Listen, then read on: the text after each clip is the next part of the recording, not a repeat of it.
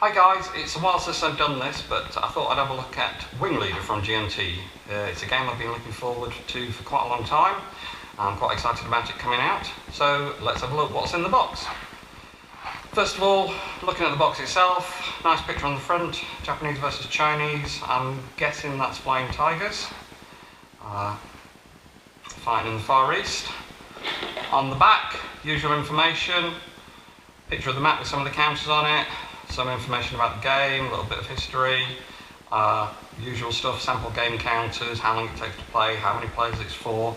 Complexity is 6 and solitaire suitability is 5, although people I've spoken to online say actually the solitaire suitability could be marked as being higher than that, as it's pretty good to play. I've not had a chance to play it yet, but hopefully soon. Let's have a look inside. First thing is the rulebook. Pretty substantial rulebook, okay? 48 pages, I believe. Yeah, 48 pages. Don't let that put you off.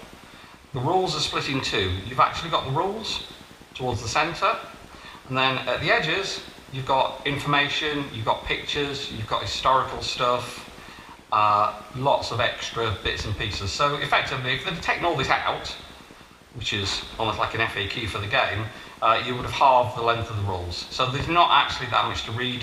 Plus, towards the back of it, there's optional rules, extra stuff.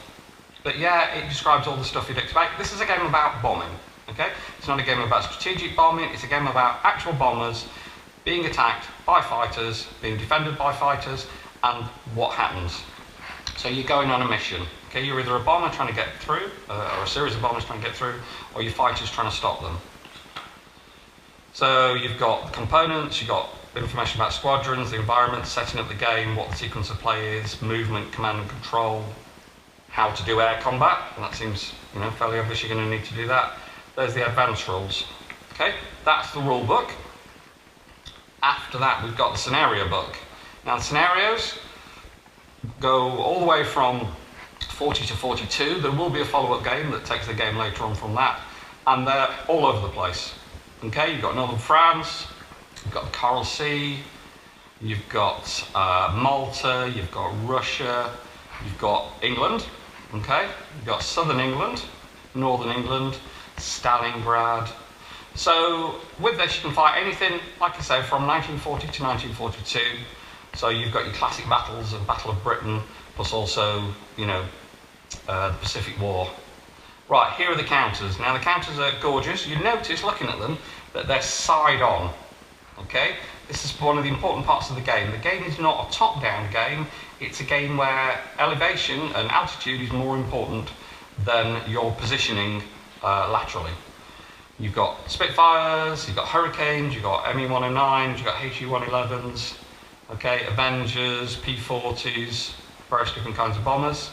Okay, double-sided, so that if it's facing the wrong way, you can just flip it up, it'll be facing the right way. Here you've got more planes, okay, Focke-Wulf 190, Blenheim bombers, all sorts of different stuff, some, quite weird and wacky stuff that you might not necessarily expect to get.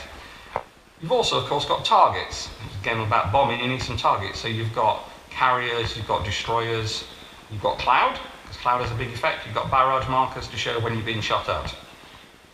Okay, then you've got your smaller markers, whether you're alerted or not, whether you're climbing, whether you're diving, any losses that you've taken, what your mission is. And these guys here are experts. They're the super pilots. They're the really good guys. So you've got pictures of various well-known personalities. Now you've got your cards that describe what your planes can do. Now in most games, these cards would be just a thin bit of card, like a magic card, probably produced in a deck. These aren't. These are counter thickness. These are heavy weight, they're sturdy. Hopefully they're going to last a long time. They don't need sleeving. In fact, you probably need some quite loose sleeves to put them in.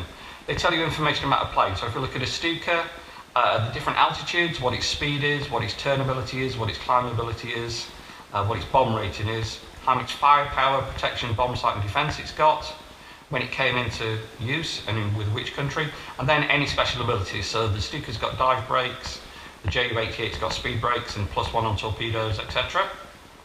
On the back, historical information, information about variants.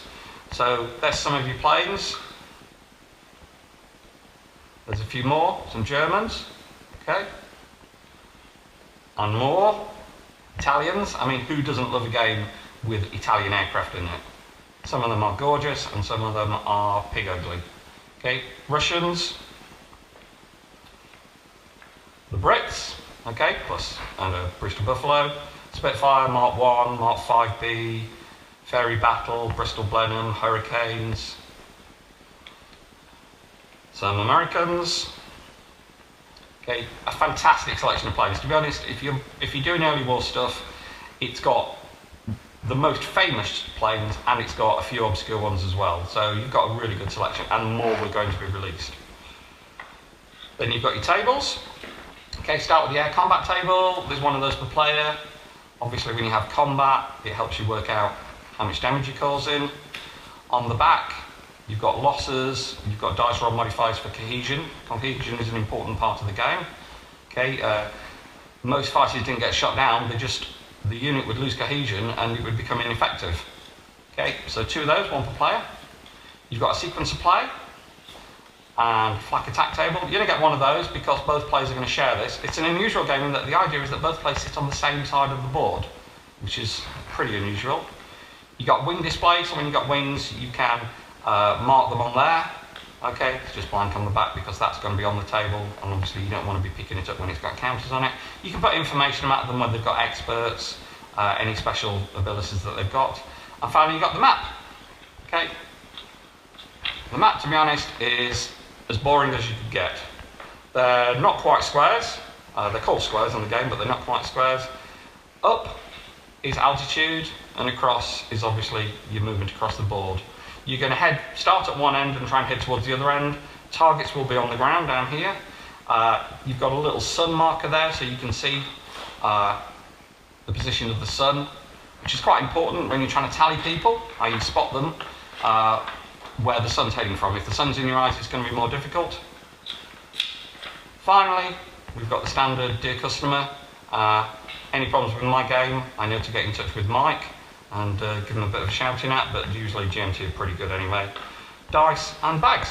So, looks pretty exciting, had fantastic reviews, and already they're looking forward to producing a second version of the game, going late to war. I'm really looking forward to it. It's a game that I think I'll probably be playing mostly solitaire, because I don't have many War Games opponents around here in Lincoln. But I think it's a game that if you've got any interest in aircraft at all, you're going to really, really want to get. Okay? So thanks very much for looking. Don't forget to subscribe if you want to see any more of these, and hope you've enjoyed seeing what's in the box for Wing Leader. Thanks very much. Goodbye.